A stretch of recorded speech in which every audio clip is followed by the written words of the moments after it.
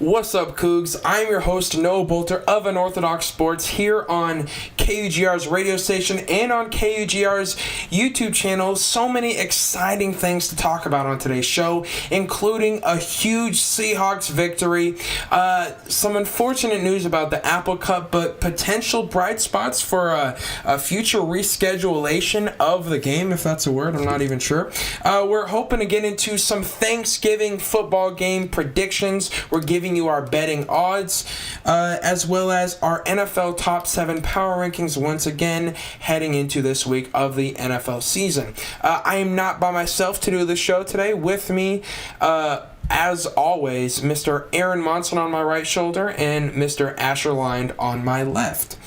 Gentlemen, without further ado, let's get right into it if you don't mind. The Lakers, the Lakers have had a major splash in free agency so far. My team, no question about it. And I am so excited. Sorry. Absolutely not. I'm so excited for what Montrezl Harrell is going to do in Los Angeles, as well as Dennis Schroeder, Wesley Matthews, and now Marc Gasol. Four key names that have been brought in through free agency so far. I wanted to get your guys' reactions to some of the moves made so far by the Lakers. How good do you think this Lakers team is moving forward? Let's go to you first, Asher. I really like the moves they've made. I think they definitely are some of the favorites now that Clay unfortunately tore his Achilles, and I think we'll get into that a little later. A lot of people are wondering, all right, the Lakers won with LeBron and AD, now who's going to be their biggest threat in the West? Once we get like a full non-bubble season going again, and I think a lot of people have money on the Warriors, and now that Clay being out for another season will definitely put some things on that. But I think one of probably my favorite move is the Marc Gasol trade. I think he's an upgrade to JaVale McGee, who they traded out to make room for Gasol. And I think I'd say he's past his prime, but he's a former defensive player of the year. He added quality minutes and some veteran leadership to that Toronto Raptors team. And I think he'll bring that back to Los Angeles. So I really like the Gasol move. And Dennis Schroeder adding more depth to their bench. He was in the race for Sixth Man of the Year. I think he got second place behind Montrezl Harrell this year. So adding two really key bench players is really, really good. And to see how cheap they did it too, I think they made some really good moves over down in LA. Aaron. I could not agree more with you. Like the Marc Gasol move, I definitely think is the best one out of that. Out of all those trades that they got coming in, just because, like you said, him being a veteran, I mean, it helps out a team because he carried his last team with that veteran leadership. But I feel like the Lakers don't necessarily need that whole veteran thing going on right now, just because they've got AD and they've got LeBron, who are most likely going to re-sign. But it does help having somebody as experienced as Gasol and who understands the game as well as he does. And I think that's going to be huge for the Lakers, just because I do agree that he is an upgrade from JaVale McGee, just because JaVale McGee's a great bench player. He's great to come off the bench when LeBron or AD are tired and they can get a big guy down in the post. But I think Marc Gasol is overall just like a more consistent and better player than McGee. And I think it's going to be good for the Lakers to have somebody who they can rely on a little more than they can with JaVale. Yeah, he also has a jump shot, whereas JaVale that's huge. Is exclusively in the post, and I think that's good when you have LeBron and Anthony Davis kicking it out. Gasol's probably not the most productive shooter or most productive player to begin with, given what we've seen with him in Toronto last year. But I think still he's an upgrade from McGee. And I totally agree. And it doesn't hurt to have another veteran and another leader on your team by any means. Mm-hmm.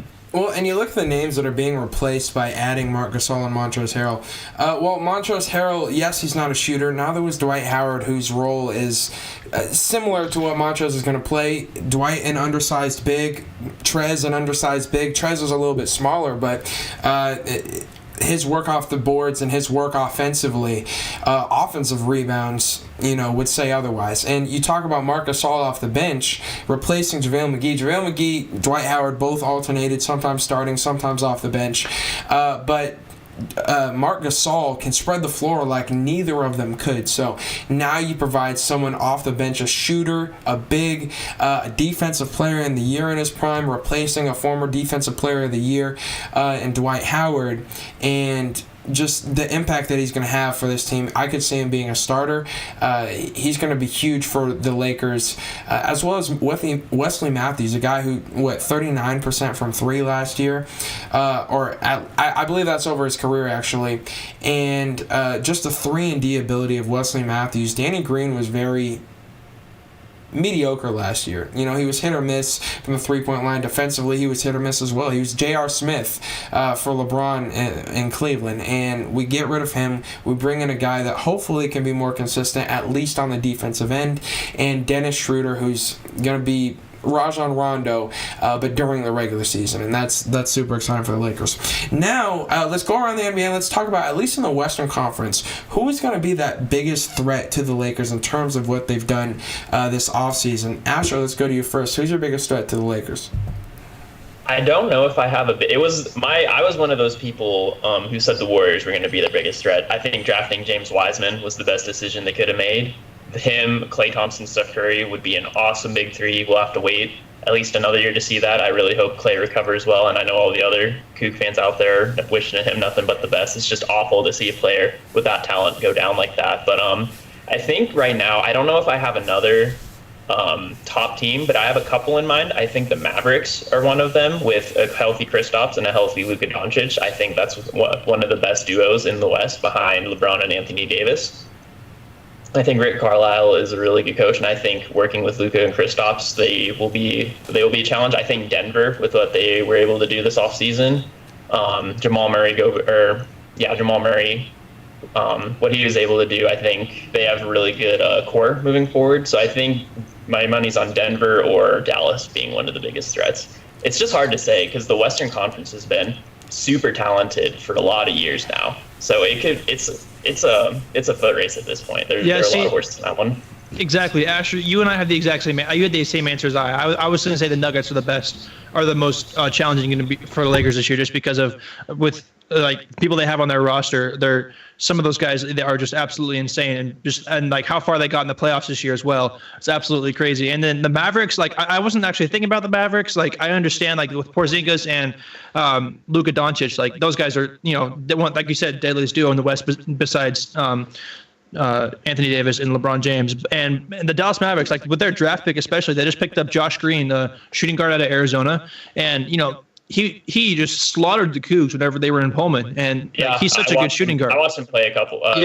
When he went to Pullman, he did some good things for them. And Arizona's got very good thing too. He's been developed, I think. And definitely, I think I totally agree. And the thing with Josh Green is he gets to learn from Luka Doncic, who's one of the top 3, top 5 maybe guards in the league right now, especially with Doncic's height, which I think puts him above a bunch of other guys. I think that Josh Green is going to be a huge addition to the Mavericks, and if he does well, like they want him to, I think he's definitely got he's going to be a good 3 for the Mavericks. Yeah, a good third option. Definitely a good third option.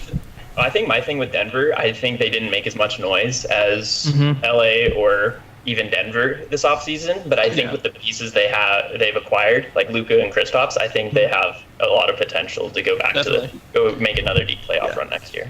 And I mean, if Jokic and Michael Porter Jr. and Paul Millsap keep playing like they have been, I think that they're definitely another contender for a ring. The Nuggets, and so I think that the Lakers really have to worry about the Nuggets for sure. I think the Nuggets didn't take as much of a step forward as some people wanted. I think next year, if they adapt more and build more around Michael Porter Jr., they could be a much better team. Didn't they lose Jeremy Grant to Detroit, too? That really hurts Denver. And then the other team, I like the Mavericks. I'm glad now that you guys said the Clippers. That's an interesting, leave out for me. You guys are talking about how the Clippers, the team that were built to beat the Lakers, are no longer the biggest threat. I want to know why that is. Why do you say the Clippers, after bringing in Serge Ibaka, who dominant defensive presence, and replaces Montrezl Harrell, and can spread the floor better than him? Let's go to you, Asher. Why do you not say the Clippers? I don't know. I think part of it is, some of it is recency bias for me. I'll admit, watching them kind of choke in the playoffs with the pieces that they all acquired, because I think that was a really big thing heading into this season. Before the bubble and all this, the Clippers went out to get Kawhi Leonard and Paul George, and oh my gosh, they're going to build another super team in LA, and they weren't even able to get to the conference finals. And so I think that's part of it. And I'm not saying Serge Ibaka won't help them a lot. I think he does a lot of great things, and I think with the coaching staff, with Ty Lue being their head coach now, I think he has a really good chance to do some things there. I think Serge Ibaka is one of those players who, like you said, he can spread the floor. He's actually a really good shooter, probably a better shooter than most people give him credit for. When he was playing this out, I would always yell at the TV if they left Serge Ibaka wide open, because I knew he had the capability of making the shot. So he can do some really good things, but I just think losing Montrezl Harrell, your sixth man of the year, I think losing a core part of your team, even though he came off the bench, just the things that Harrell was able to do for the Clippers this past season, I think there's too much of a gap there, and I think they're just still too far behind what Denver and Dallas and the Lakers have been doing. Aaron, how do you feel about the Clippers so far this offseason? Well, I mean, Serge Ibaka going to the Clippers is huge for them, right? Like, I mean, especially with the new head coach, it's like both of them are kind of coming into it together, and now Ty Lue's got somebody to also work an offense around. Just because Serge Ibaka knows how to run the floor and he can shoot the ball, and so that's going to be huge for the Clippers. But I mean, losing Montrezl Harrell, like you said, sixth man of the year, he was one of the, craziest dudes off the bench to play against, and like that was, it's a bad thing when you're playing against a team and you have to worry about six people for the most part, rather than just five, rather than their starting five. Montrezl Harrell is just like a solid guy that is a heartbreaking loss, but I feel like he can start somewhere else, wherever he ends up. Where'd he end up? The Lakers. That's it. The Lakers, that's right. But then I honestly, dude, I don't know. Yeah, because to me, here's the thing. When I look at the rosters on paper, the biggest thing for me is the Clippers essentially just switched out Harrell for Serge Ibaka. That's really the only core change they made to their roster. The Lakers, on the other hand, added all those guys we talked about: Schroeder, Gasol, Montrezl Harrell, the reigning sixth man of the year, like we've been talking about. And so on paper, I feel like the Lakers don't have to worry about the Clippers based on what I saw from the Clippers and and how 90% of their roster is still intact from the bubble. I think they played really great games during the regular season. I remember watching them play when I went to Vegas for the Pac-12 tournament. They were some really good games, but I think in a 7-game series, when you match up against Anthony Davis, a defensive player of the year, and Marc Gasol, who's still got some juice left in him, and Anthony Davis, who's only getting better, I think he's kind of entering his prime. I don't think you win a 7-game series against that team. I don't think so either. And I mean, Serge Ibaka is a stud, and since him and Ty Lue are both new, I think it's going to be helpful to them to be able to work together, kind of have I think that'll establish a connection between the two of them a little bit quicker. But I still don't think that they're going to be good enough to beat the Lakers, even in a regular season game. Mm-hmm. Yeah, there's definitely potential, but it would be really fun to see Anthony Davis and Serge Ibaka go at it. I think that would be a cool matchup. Definitely. I agree. No, that it's going to be box office for sure when these two teams play. One team that I think you guys are forgetting about, though, in the Western Conference, how about Portland? Some of the moves that they've made. I was gonna say you're probably thinking of Portland, them going out and getting CJ Ellaby, a really good coup. He made some good moves. I like Ellaby going to Portland too, and I think he said on Twitter that if he could pick somewhere, going to Portland would be his choice. So it'll be interesting to see how they incorporate him. I'm excited for him. No, that's obviously one of the bigger moves that they've made. Also, some of the trades that they've made so far, bringing in Covington. This team is going to be explosive this year. Re-signing Melo, they're going to have firepower. They're motivated after what happened last year. Adding Derrick Jones Jr. as well. I think Portland's going to be a really good team. Got some 3-and-D players, and I think they improve this next year. I think last year was a down year. I think they're better this year. Anything else you want to add to the NBA free agency conversation? Or if not, we can switch now to the Apple Cup cancellation, at least for right now. And what I've heard is that, or you guys all know, I'm sure, the Apple Cup has been canceled. There's a chance if neither team is playing in, the conference championship game later on, that they might try and redo it just because of the importance of this game to both organizations. But Aaron's been a bit of a Debbie Downer about it. So Aaron, let's go to you. What is your reaction to the Apple Cup being canceled? Well, first off, I'm pissed, dude. It's like we're in the middle of a global pandemic, right? COVID is rampant, especially right now. Cases are skyrocketing every single day. And if we look at the SEC, for instance, right? Players are going to practice and then they're quarantining and then they go to their games. They are only seeing each other and they're staying quarantined from literally everybody else.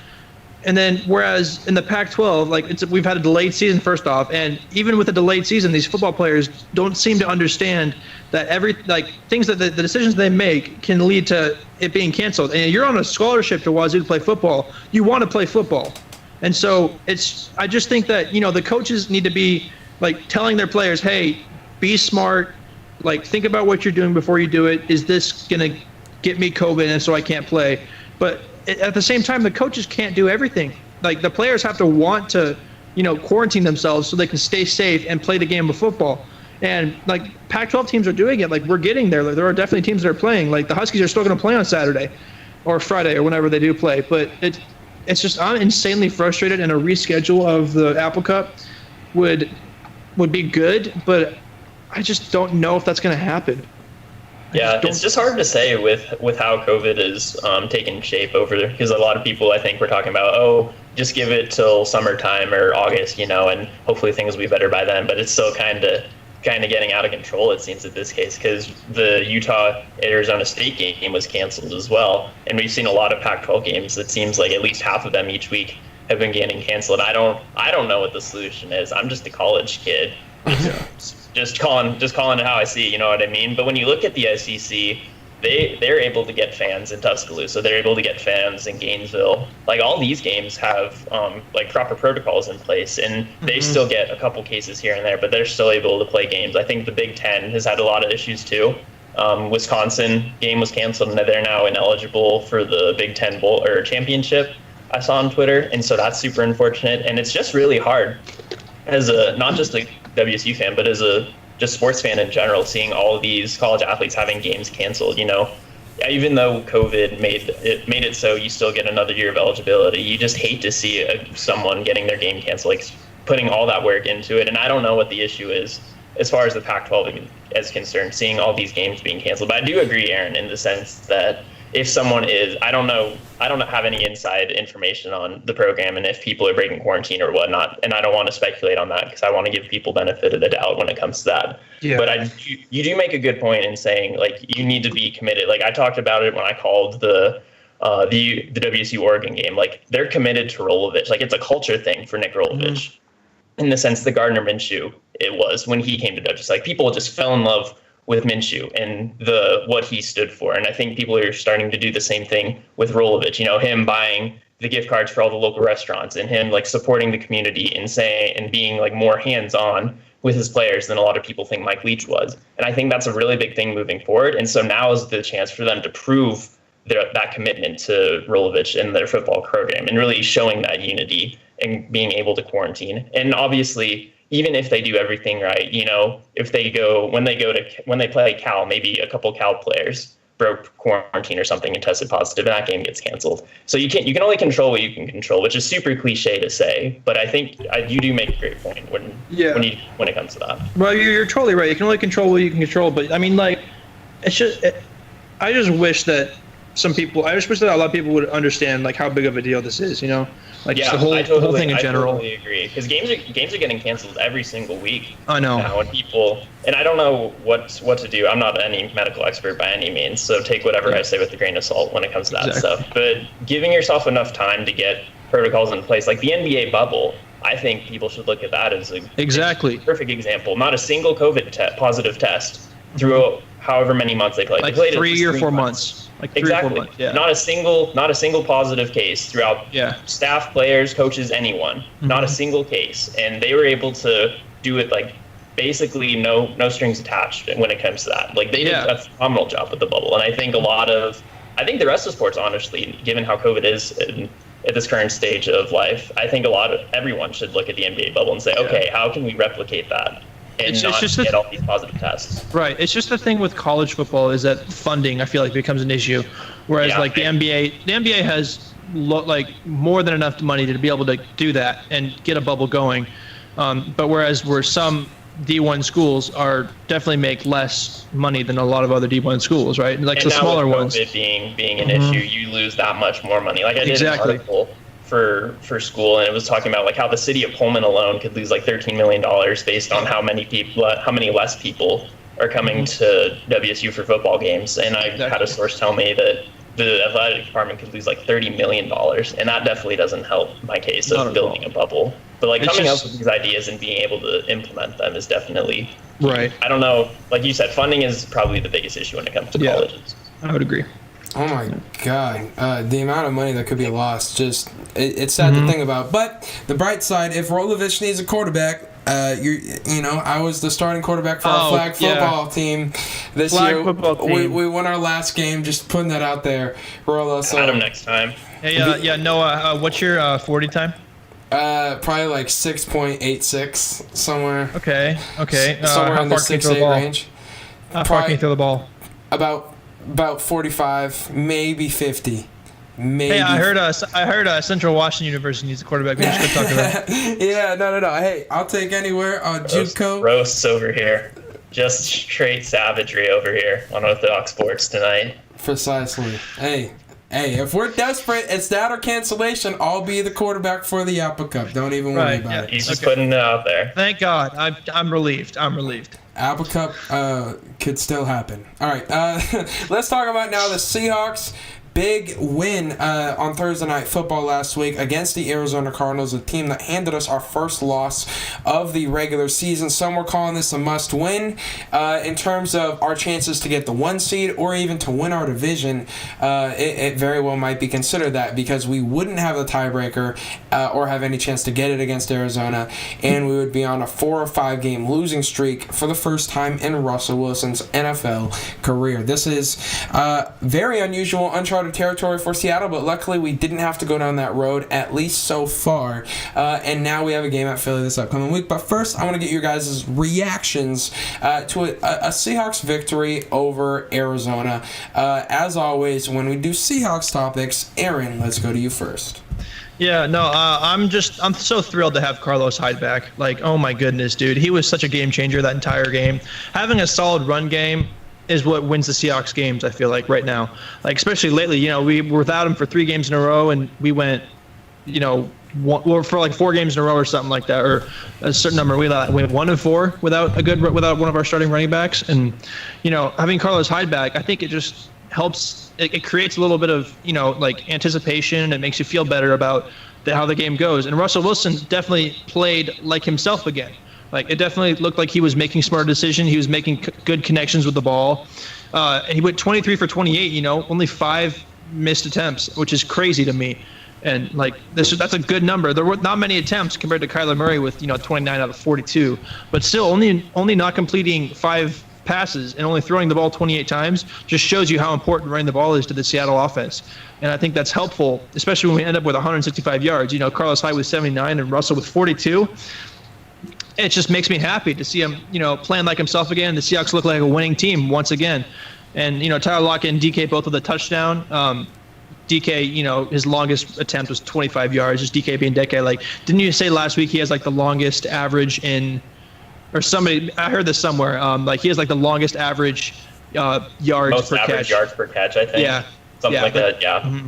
Yeah, and it was good to see that just because DK's being DK. And, I'm just very happy. I'm very happy with how, handedly we won that game too. Like, it wasn't like ridiculously close, but it obviously could have been better. But I just felt comfortable that entire game because Kyler Murray didn't play very well. Yeah, beating a Kyler Murray-led team by a score, I think, is good too. And I'll just skip the intro squabble, but I'll just say, to add on to your point, I think it's good to have the running game back, and it kind of goes to show, like, without a good running back or a decent running game as part of your game plan, you'll probably see Russell Wilson throw it like north of 40, 42 times a game. But only having him throw 28 a game, not only does that establish running game, it also helps eliminate Russ doing too much for the offense, which is what we've talked about as one of the big problems of Seattle whenever they struggle, like with Buffalo and in the Rams game. A lot of the mistake was him trying to do too much, and we didn't do that. We didn't see that against Arizona. Another thing, I circled in my notes, pass rush, exclamation mark, exclamation mark, exclamation mark. Carlos That's right, yep. Game-winning sack. Who would have thought a Seahawks defense wins the game with the game-winning sack like that? Like, we've been talking so much smack on that defense all season, and that trade for Dunlap is looking really, really good right now. I loved seeing Carlos Dunlap play like that. Yeah, and that was on Kyler Murray too, who Seattle struggled with a couple weeks ago, because we were talking about that earlier. Seattle's biggest struggles up to that point in the season were Josh Allen and Kyler Murray, two more mobile quarterbacks. But Dunlap now leads Seattle defensive linemen in sacks with 3.5. He's only been there less than a month, but that's really good to see. That shows the impact that he's had. And he clinched the game with that sack right there. They held Arizona to a season low in points. Kyler Murray didn't have his best game, obviously, but it was a really good look for Seattle moving forward. Definitely. Well, on that last play, Larry Fitzgerald was open. I didn't feel like this game was quite handled as good as it should have been, but Seattle's always going to be in close games, so I totally understand how it kind of ended up. I'm still disappointed with DK Metcalf at times. A couple things he could have done better. 2 drops that could have been touchdowns. One of them 100% was. One of them could have been a catch-and-run touchdown, similar to the likes of the play that we saw against the 49ers a couple weeks back. So there's definitely opportunity for growth, definitely room to improve, but a good win over a good team. Now moving forward, we got a pretty favorable stretch of games that we need to take advantage of, and we have to continue working on our defense and growing our defense. These are teams that we can get right against if we do things properly, and I do want to talk about our keys to victory at Philly in just a moment, but in terms of difference makers in that game, first of all, Dunlap, I don't know if you guys heard in press conference coming out saying, oh yeah, I'll taste a squirrel any day, talking about Kyler Murray, and the way that he got that last sack, beating the tackle to the outside, coming back inside, chasing him down. People believe in Dunlap. That addition has changed this locker room. And then Aaron, you mentioned it up the first thing you said, talking about Carlos Hyde's impact in Seattle, absolutely tremendous. How he's able to extend plays, the veteran leadership, being around the league, being on so many different franchises, being an Iron Man at times. Last year he played 16 games. This year he's already missed quite a few due to injury, so having him back was huge. We're getting a lot of people healthy over this mini bye, going from Thursday Night Football all the way to Monday Night Football. And that being said, we got guys returning to practice. I believe Shaquille Griffin was back at practice. Offensively, Chris Carson's back practicing. Rashad Penny has a shot to come back, not this week, but the following most likely. And it's most likely that he's going to come back the following week. So healthier lineup hopefully coming soon. Greg Olsen obviously out for the year, but Colby Parkinson has been activated to the roster. So we got some help on the way. Let's talk now about our keys against Philly. Philly, a team that has been very disappointing, and they are in danger of going on a really big losing streak here if they are unable to string together a win or two. Last week to Cleveland. This week they play Seattle. After that, I believe they have Green Bay. So some difficult matchups here for a team trying to hold on to or trying to really gain a big lead in their division.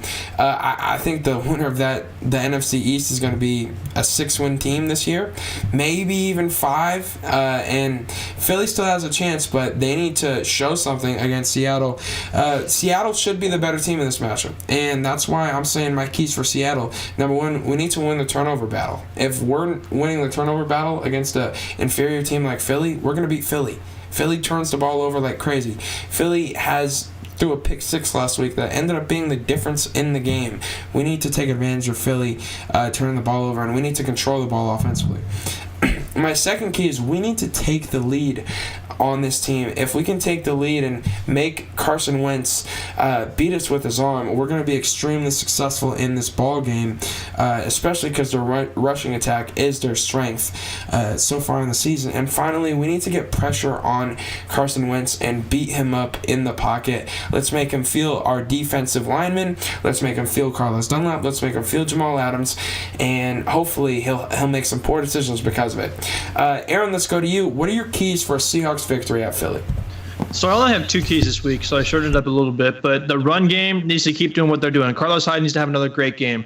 And I'm not super worried about the Philly defense, to be quite honest with you. I think Carlos Hyde, like you said, he's been in the league a long time. He knows how to read these different defenses that we go up against every week very well. And I think he finds the right hole, and he rushes for 100 yards maybe against the Eagles this week. I think that's a key for us winning the game again. Russell throws the ball less.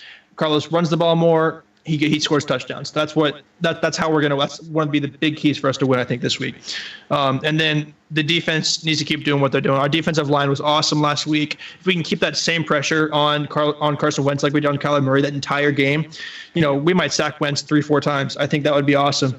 And another, okay, I guess I have a third one, a little bit of a smaller one. Our offensive line needs to keep Russell a little bit safer in the pocket, just because he got sacked a lot. He got sacked 3 times last week, right? 3 times, and so that needs to stop happening. I get scared seeing Russ get hit that much. So offensive line needs to do a better job protecting Russell in the pocket, and then Carlos Hyde needs to run well, and Dunlap needs to do what he needs to keep doing. I like it. I agree with those points, and I believe, as I go to the wrong screen, accidentally, wrong show, but how I feel about our pass rush in this game specifically, I think we need to send a message on Monday Night Football to the world that our defense is playing better. We have another opportunity to show how much better our pass rush has gotten, and right. I say 6 sacks defensively in this game. 6 sacks. Okay, but before we go to Asher real fast, I don't know if playing the Eagles will show the world how much better our defense has got. On prime time? It would. Cleveland was in a close game with these guys. Cleveland has a really good record. They played Baltimore extremely close. Fair. All right. It was a 2-point game. It came down to a 2-point conversion against Baltimore. Like, Philly is in ball games, and if we're able to dominate them, especially they play Green Bay next week. What if they play Green Bay close and we blew them out? That sends a message. So we're in Philly's head. We beat them twice last year. Let's beat them once this year at least. Asher, let's go to you.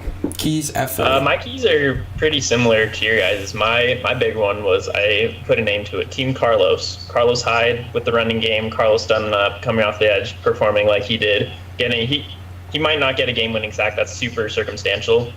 But making key plays like that is what Carlos Dunlap is all about, and I think he'll do that very well.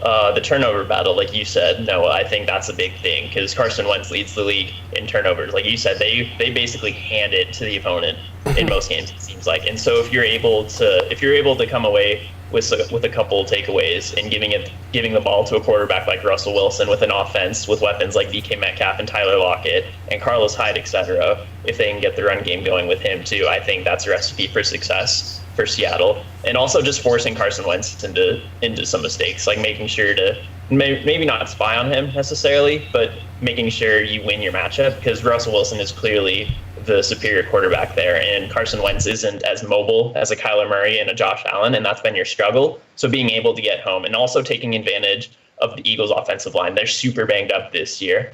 Andre Dillard, the former Coug, who is projected to start this year, is out. Jason Kelsey got banged up last week. Lane Johnson is missing too. So they're playing a lot with a lot of missing parts, so to speak, and being able to take advantage of your matchups with your pass rush, like Bobby Wagner and Jamal Adams should be able to win their matchups all game, I would think. And another thing I saw when I watched the Steelers play the Eagles, don't underestimate their weapons on offense. Jalen Reagor and Travis Fulgham are 2 probably slept-on receivers. Fulgham can go off for 100 yards any point, I think. He's been one of the top targets in fantasy this year, and for a good reason, because he's been able to do some really, really good things in Philadelphia. One of the very few bright spots, unfortunately, for the Eagles. So don't underestimate them. Get to Wentz and make him make some mistakes. Well, Fulgham's been trailing in a lot of games, but the Eagles have been, and that boosts his value. So I agree with you, Asher. For sure. I have Fulgham on one of my teams, so I just picked him up off waivers. That's a good decision. He's been doing really good for fantasy teams. Waiver warrior.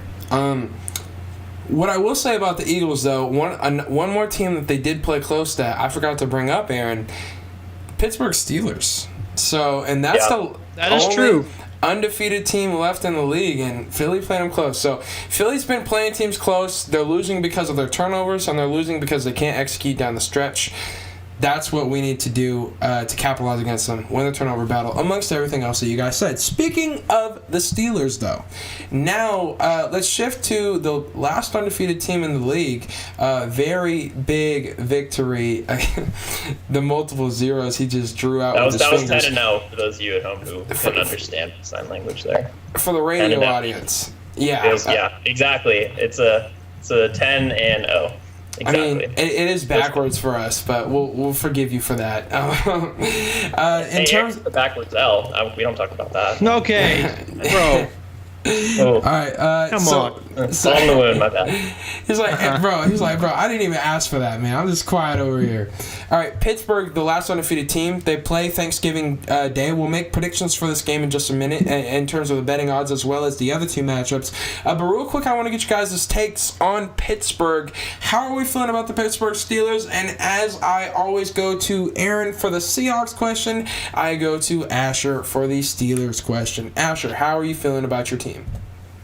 About as good as a Steelers fan could feel about that. The Jaguars are not the showcase that you kind of expect. They're definitely not in Kansas City. Yeah, something like that. But they when you play whoever's lined up against you or across from you on the field, and they executed their game plan about to perfection. The only flaw I saw was Ben going for it all at the end of the first half, throwing a kind of costly pick instead of settling for a couple more points. But other than that, defense with 4 picks, Minkah Fitzpatrick kind of silencing a lot of haters. People were like, oh, where is he? He came up with 2 picks. Terrell Edmonds, another 2 picks. They got a couple sacks. And I know Jake Luton isn't a top-tier quarterback, and so you won't get 4 interceptions from your defense in every game.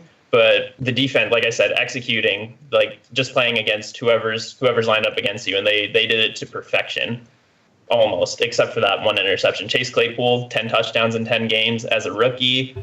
Pretty sure I saw he's the first to ever do that. So kind of cool. Ben's playing really well. The running game got better. James Conner had 89 yards, which is a lot better than the last couple games he's been doing. So there is honestly not a lot to take away negatively from the Steelers. I am a little worried though about the revenge game against Baltimore, because I know we beat them in their place, and I know they'll be even hungrier coming off a comeback loss from the who they played, the Titans, and so they'll be a little hungrier. And Lamar and company will do everything they can, and that'll be a close game, just like it was the first time they played. And so that's a little bit of concern. But 10-0 feels really good. I do not have a lot of complaints right now. Well, and there's an interesting dynamic about this game coming up that, I want to point out before we play it. The Seahawks have lost our first game against a division rival in the Arizona Cardinals. We were on a cold stretch, losing another game to a random opponent, the Buffalo Bills, and then losing another divisional game to the Rams before getting a chance to replay that first team that beat us. And we ended up beating them, somewhat controllingly. Let's see if Baltimore is able to do that to Pittsburgh. Because remember, in Game 1, Pittsburgh was outplayed for the majority of that game. Baltimore led. Baltimore turned the ball over, and that's a big reason that Pittsburgh was able to come away with the victory. We'll get into our betting predictions in a minute. But I do think there's a lot to be excited about for Pittsburgh, and I'm noticing a trend here with Baltimore in big games, obviously, that they just collapse and Lamar has turnovers and they have problems. So the fact that this is on Thanksgiving, great for you. Aaron, let's go to you. Let's get your thoughts. How real are the Steelers? I think they're real. And I stuttered a little bit there, but they're definitely for real. For real. I think that they're legit, dude. I think that they keep winning games just because they've got such a hot streak going for them right now, and just the confidence that comes with being 10-0. And to be fair, you just beat the Jaguars 27-3. I would hope any team but the Jets could beat the Jaguars handily like that. But I think Ben Roethlisberger is playing like he's a young guy again. It's good to see him he's dominating once again. Especially after the injury last year, it was sad to see him go out so early. But coming back strong like that is awesome. You love seeing guys come off an injury like they haven't ever been injured before, and he's playing like it. James Conner with a combined 99 yards with 10 receiving and 89 rushing yards is a great number for a running back to have in that game. That's what I saw, especially after how the running game was kind of non-existent the last couple weeks too. No, and definitely. Being confident. The confidence with being 10-0 is one thing, and then the confidence of Big Ben staying in the pocket and making some awesome throws. That touchdown last week against Cincinnati. He was under pressure a lot, and he was under pressure a lot against Jacksonville, but he was still able to get guys open. Deontay Johnson had 12 catches and 111 yards. Yeah, dude. Their receivers, this isn't even me talking as a Steelers fan. Their core receiving team is probably top 2. I would argue top 1 because I'm. Yeah, I would say they're who playing would you compare so good right now. I don't know who you compare that receiver core to. Maybe the Bucks. Juju, Maybe. Chase Claypool. The way they're playing right now, Deontay Johnson. They're at least top 2. Yeah, I mean, What receiver core would you compare them to though? Like Kansas City, Seattle, Tampa Bay. Probably, Yeah. those New are probably the Orleans. first three. I think Green Bay's out of the picture because they're too Yeah. dependent on Devontae Adams right now. But with the way DK and Tyler are playing, I think they're more than capable. We've seen what Tyler Lockett can do, that 200-yard game a couple weeks ago. But just the consistency from the Steelers receivers, I think, is a big reason why they're 10-0. Yeah. Deontay Johnson, who a lot of people sleep on, I think, not your typical wide receiver one, but 12 catches and 111 yards is about all you could ask for from an NFL receiver. And I know Jacksonville, like I say, strength of schedule really doesn't help my argument at all. But when you're able to do that against any NFL team, I think that's what you should expect, or you should be proud of that. And I think the way they've been playing against the teams, like if you play against a bad team and you do that, then that's all you can ask for from them. You can't ask for any more, honestly. And I know strength of schedule doesn't help with that. And playing the Jaguars and the Bengals it's not the best teams. And I feel like the argument is a lot different because of that. Like if you do that against the Chiefs, people say, oh my gosh, Deontay Johnson and Juju are just, like so good. But when you do that against the Jags, you don't give them as much credit. Yeah. Well, the thing with Pittsburgh, first of all, Deontay Johnson is not a number one wide receiver. That is Juju Smith. And at some point, it might become Chase Claypool. Deontay Johnson's number 3 at best. But when you talk about like the production, you can't just, remove the entire situation. First of all, wide receivers always work in Pittsburgh. Why? Because, first of all, their offense fully supports their growth and development. They're great at developing wide receivers, and because you have Big Ben at quarterback. Another wide receiving core that we can't forget about just because their quarterbacks hurt, Dallas. What about CeeDee Lamb, that catch that he just made in Minnesota? That was a nasty catch. I will give him that, and the Thielen one-hander. Those were awesome. I will give you that. Minnesota, another really good wide receiving core. We're seeing the impact of Justin Jefferson with an Adam Thielen. I'm not saying that these receiving cores are better than Pittsburgh. I'm saying it's very, very competitive. And I feel like in a different situation, some of these receivers would not be as productive as they are with Pittsburgh because of how well of an ran organization you guys have. But regardless, you guys are undefeated. You guys are the last team undefeated. Mm-hmm. You guys have the best starting record in your franchise history. You have a chance to go the remaining part of your schedule undefeated. And if you can beat Buffalo, it's possible. Well, I think they could do it. That's it. If they do it, I've been talking about it the last couple of weeks. I think it's a coin flip at this point. I think the way Indy's been playing, I'm not confident in Phillip Rivers and their offensive line right now. So that one's a toss up. But they've been able to do some good things the last couple of weeks. Micah Pittman, their rookie receiver, had a really big game. The Bills, I think, is probably the toughest game for us with Josh Allen and how we can cover Stephon Diggs, because he's going to get at least 8-9 catches in that game. I think, just because of what he's able to do. Would you say they're more of a struggle than the Ravens on Thursday? Would I say the Bills are more of a tougher game? Yeah. I think at this point I would, just because we've already beaten Baltimore, and we were able to beat. And yes, people will say we won on the last play thanks to Minkah Fitzpatrick, but we beat them, didn't we? Mm-hmm. So no matter what happens on Thursday, happy Thanksgiving, everyone. By the way, true. Happy Thanksgiving, happy Turkey Day. No matter who wins on Thanksgiving, I'm always happy, unless it's the Packers. But other than that, pretty much, like I do want to see the Cowboys get upset pretty typically. That worked out last year. I'd love to see the Steelers get upset this Thanksgiving. I'm sure Asher would absolutely dread that, but it happens to the best of us. I'm going to find, there's an old Troy Polamalu jersey in my closet somewhere. I'm going to grab that out. I'm going to get my turkey and my mashed potatoes and the gravy. Best Thanksgiving meal, by the way. We can have a discussion about that later. I'm going to watch them beat Baltimore again. It's going to happen. It's going to be great. It's not a discussion. Mac and cheese. Troy Polamalu is first off, Troy Polamalu is a head and shoulders guy. Yeah, anyway, that's what I was trying to go with. Yeah, him and Patty Mahomes, too. Good combo. Yeah. They make it work. Let's transition now. Let's make our betting predictions for Turkey Day. Houston is a 2.5-point favorite at Detroit.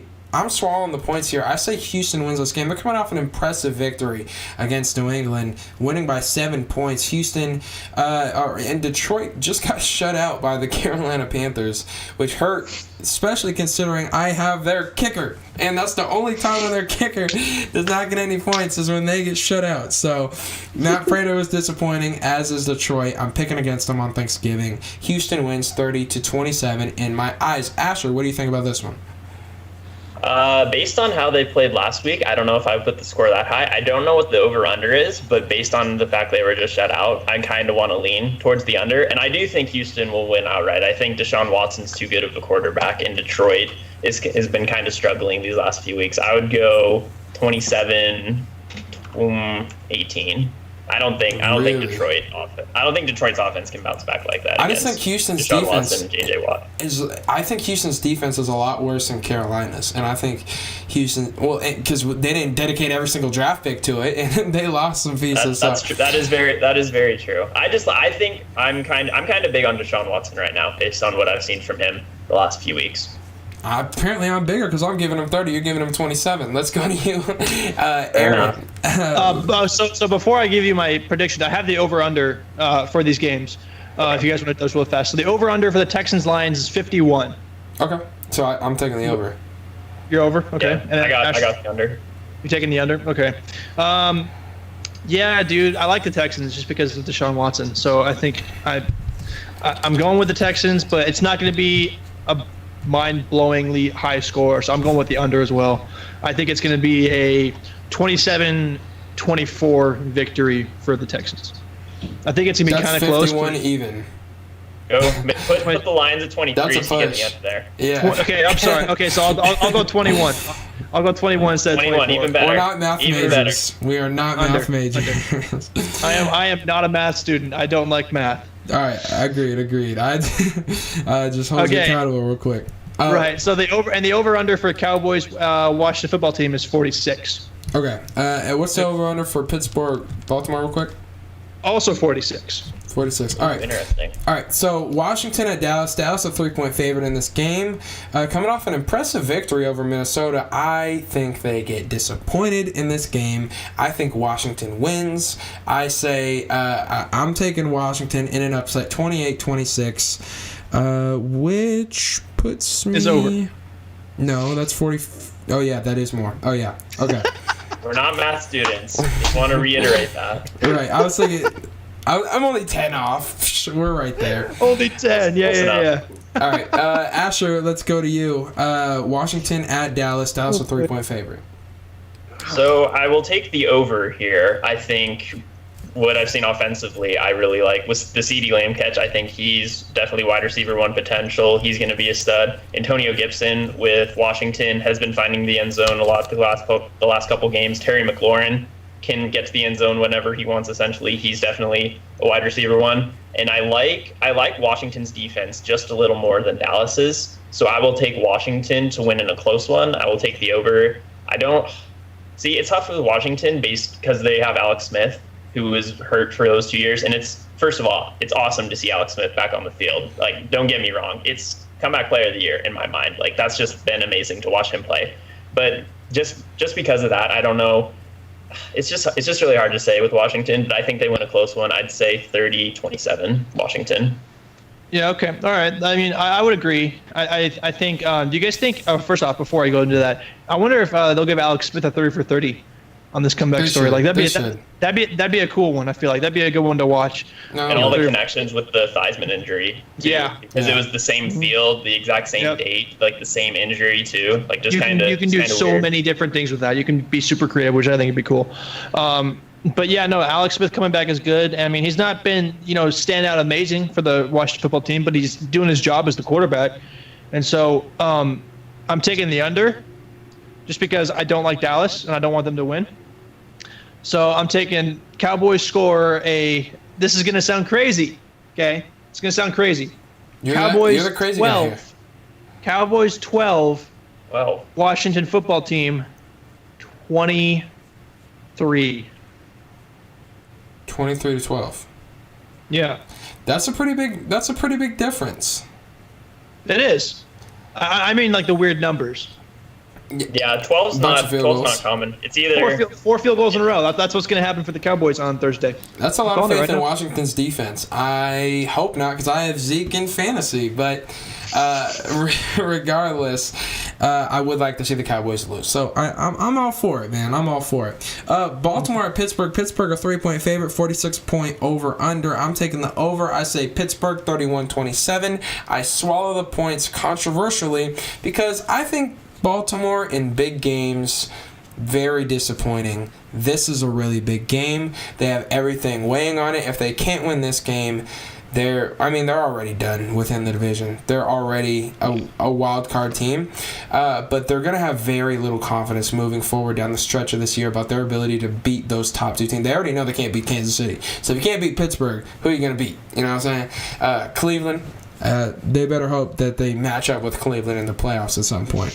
And that wouldn't be till the conference championship game because Pittsburgh won the division. So, you know what I'm saying? Like, it's no matter what, it's going to be ugly. It's going to be difficult to get there. And I say, until they prove me wrong, I'm saying Pittsburgh wins this game. I'm swallowing the points 31-27. I think Pittsburgh got outplayed in game one and still won. I think Pittsburgh wins this game. And if Baltimore proves me wrong, they're more like Seattle than I realize. Asher, this is your team. Let's go to you. I will also take the over here. When you have two quarterbacks like Ben Roethlisberger and Lamar Jackson, who are just so capable of like getting in the end zone whenever they want, and what we've seen from them in the past, I feel really inclined to take the over here. I do think the Steelers win. Who'd have thought? Weird. I say their offense gets clicking a little more. I like what I've seen from them. They have a lot of momentum going in. I'll say 33-24 Steelers. Aaron. 33-24. Okay. So here's the thing.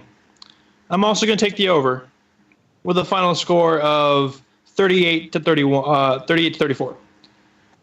Wait, 38. Does that make sense?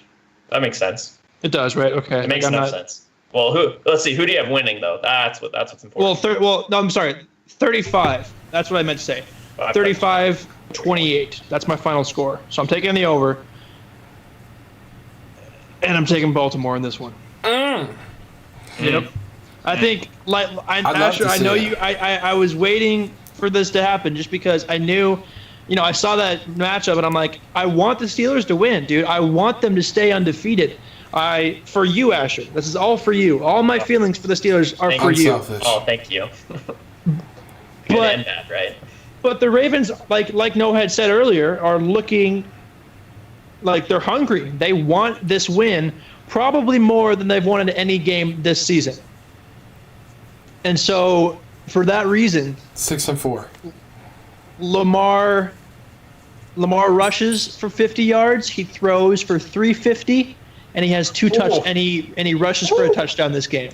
Oh, He rushes for a touchdown. He's gonna pop off on Thursday. He's popping off. Steelers D leads the league in interceptions and sacks. I don't know, but we'll see. Lamar's gonna be built different this week. I'm calling it. See, I would love to see it. Like, you root for the Pittsburgh because of Asher. I root against Pittsburgh because of Asher. Like I want to see. Wait you know a what I'm saying? minute. Like I want to see them struggle. I cannot wait. I know we're not math majors here, but that math's still not adding up.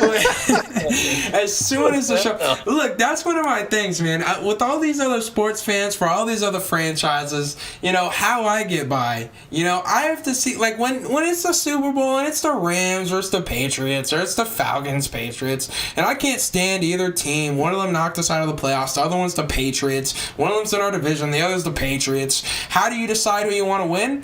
I always just want to see one of the teams just have an utter horrible collapse. When the Falcons were up so big at halftime, I was rooting for the Falcons before the game. When the Falcons were up so big, 28-3, I was like, dude, I would love to see them just lose this game. I don't care if the Patriots win. I want to see one of these teams get utterly devastated and never be able to come back. That's what happened. Asher, this is I love you, bro. I wish for your soul happiness. I wish your soul didn't like the Steelers because I'd love to see the Steelers and the Steelers fan. My old coach was a Steelers fan. I worked security over the summer. Our uniform colors were black and yellow, bro. Love to see it. You love to see it. It was horrible, man. It was tragic. I'm sick of seeing this this gold and black. So I want to see them lose. I want to see it be devastating. It's only unfortunate. It has to happen on Thanksgiving. Asher, I love you, bro. I want to see your team lose. All love, fam. And to be fair, I do want the Steelers to lose at some point because it would sting even more when they lose in the second round of the playoffs. Kind of like the Patriots, the undefeated Patriots losing to the Giants in the Super Bowl. Like, Patriots fans probably will never get over that. And I don't know if the Steelers could beat the Chiefs right now, so that's kind of why I want them to lose at least one, moving forward. But I think I like their matchup against Baltimore based on the fact that they've already beaten them. I know we only have a few minutes left, fellas. We want to do like some lightning rounds on our power rankings before we go? Yeah. Let's knock it out. All right, so we're doing our top 7s. Let's start with number 7 on our list. I got Buffalo. Asher. I kind of had a tie with the Seahawks and Packers because I didn't like how the Packers only put up 3 points in the second half in overtime, but I also like Seattle. So it's 7 and 8. Seahawks Seattle. Packers. No. Seattle. Packers off your list. Seattle. We'll put Seattle. All right, Aaron. Aaron, let's go to you. I got Seattle number 7 too. All right, number 6. I like the Raiders. After a beautiful loss to the Kansas City Chiefs on Sunday night. That was a good loss. The Raiders, they seem to be back. I like the Raiders. Asher. Titans at 6. They held Lamar Jackson to 186 pass yards. They were able to come back. Derrick Henry, another really big game from him. I like Titans. Aaron. I got Bucks at number 6. Ooh, controversial. I got the Rams at number 5 on my list. I've been really impressed with this team. They were supposed to be the worst team in our division. Right now, they're the first, so that really sucks. Asher, let's go to you. Who's your number 5 team? I got Buffalo. I like them coming off a bye. They have a really good matchup against the Chargers. Allen and Diggs will have an extra week of rest, so I like Buffalo going forward at 5. Aaron. I also have Buffalo at 5.